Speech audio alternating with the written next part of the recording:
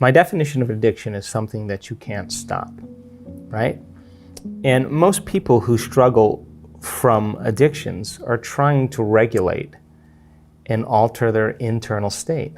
Now, you and I have been hypnotized and conditioned into believing that change happens outside of us.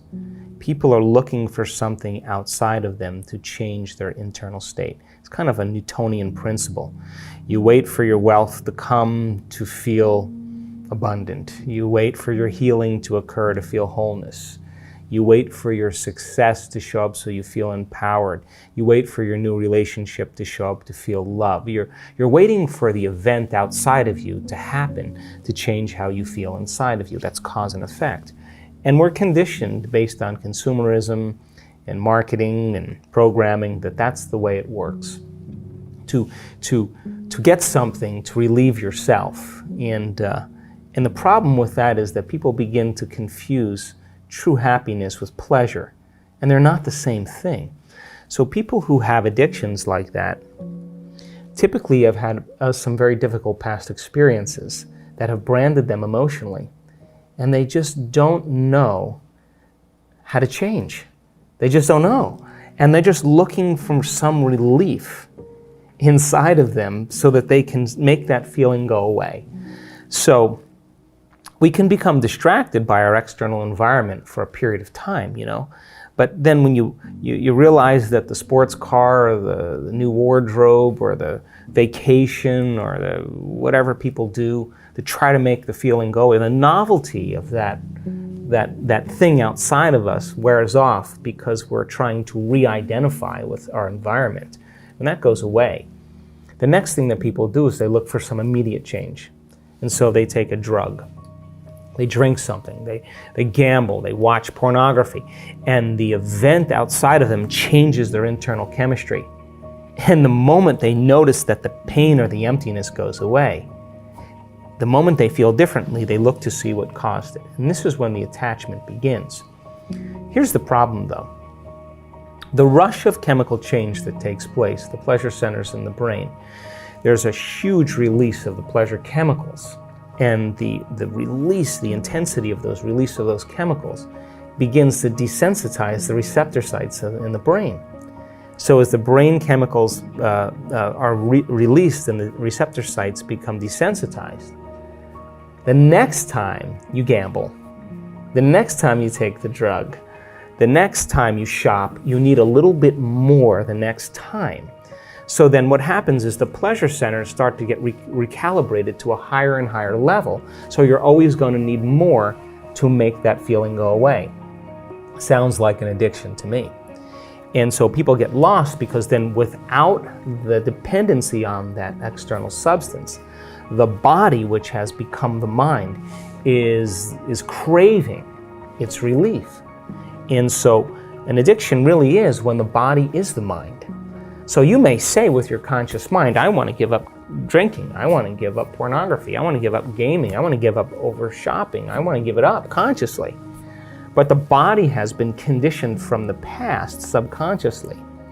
And so now the body's the mind. Now, no one's told people that true change can happen within them.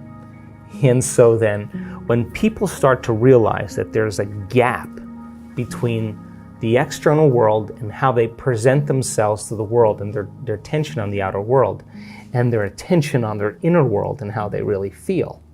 And if they're spending the majority of their time looking outside of them for change and they don't want to look at this feeling, all they want to do is make that feeling go away, they're going to wind up in trouble. So true change is when you start looking within and you become conscious of your unconscious thoughts. In neuroscience, it's called metacognition.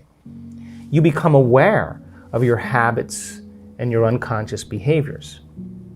And you look at those emotions that are connected to past experiences and allow yourself to observe them. So then think about this. If 95% of who we are by the time we're 35 years old are those programmed states, the moment you're observing how you think, how you act, and how you feel, it means you're no longer the program.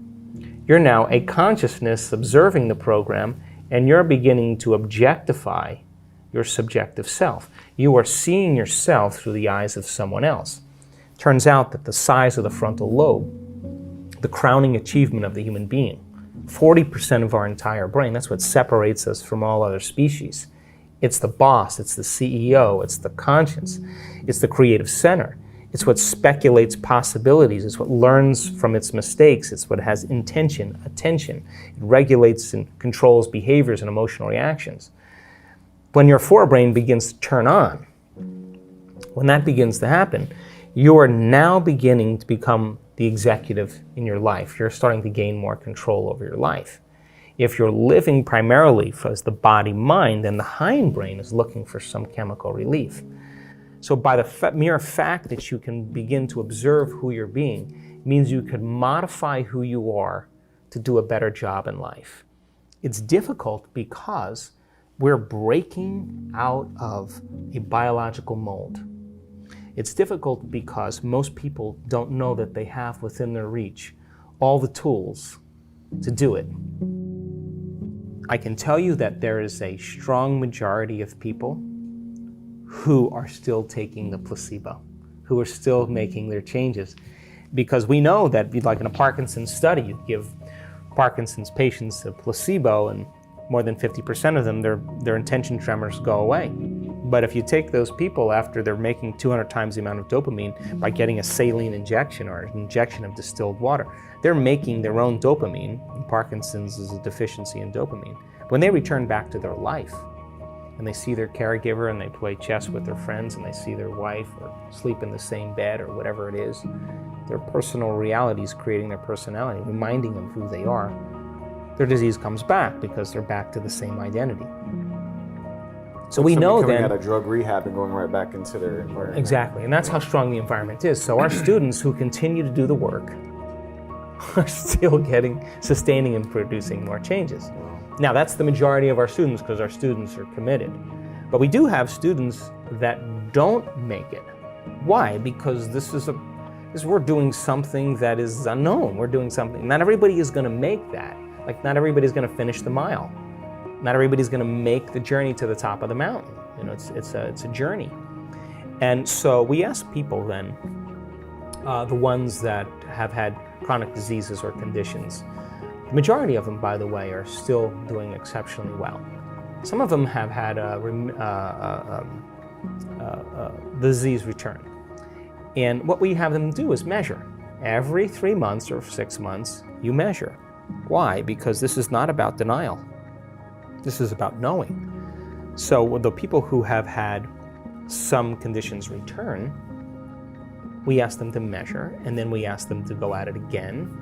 And if their values aren't changing, we ask them to intervene with other medical means or whatever they need to improve. So the ones that have had the healings, though, the majority of them are still doing exceptionally well. Some of them that stop taking the placebo or they lose their job, they lose their mother, they lose their life, and they get stressed, and they go back to their old self. Well, it's a matter of time when we're going to start seeing some of those conditions return.